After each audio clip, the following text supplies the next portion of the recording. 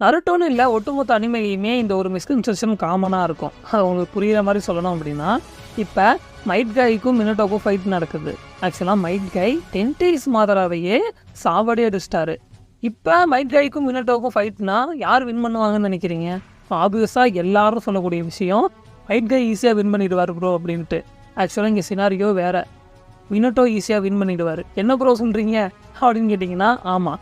ஏன்னா மினட்டோட reflexes might கையை விடவே அதிகம். அது மட்டும் இல்லாமல் அவருக்கு எஃப்டிஜி இருக்கிறதுனால அவர் இன்ஸ்டன்டேனியஸாக டெலிபோர்ட் ஆகிடுவார். அப்படிங்கிறப்ப மைட் கையோட ஒரு அட்டாக் கூட மினட்டோ மேலே படாது. அது மட்டும் இல்லாமல் 8 கைட் அப்படிங்கிறது கொஞ்ச நேரம் தான் மெயின்டைன் ஆகும் இல்லையா? அப்படிங்கிறப்ப காய் சீக்கிரமாகவே செத்துருவார். இதிலேருந்து நம்ம தெரிஞ்சிக்கக்கூடிய ஒரு விஷயங்கிறது, ஒரு கேரக்டர்ஸோட பவர் ஆப்போனன்ட் கிட்ட ஒர்க் ஆனால் மட்டும்தான் அந்த ஃபீட்ஸுக்கு வேல்யூவே. அவங்கக்கிட்ட ஒர்க் ஆகலை அப்படின்னா அவங்க எவ்வளோ பெரிய காட்லைக் கேரக்டர்ஸ் கூட ஃபைட் பண்ணி ஃபீட்ஸை அட்டைன் பண்ணி வச்சுருந்தாலும் இந்த கேரக்டர்கிட்ட யூஸ்லெஸ் தான் இல்லையா?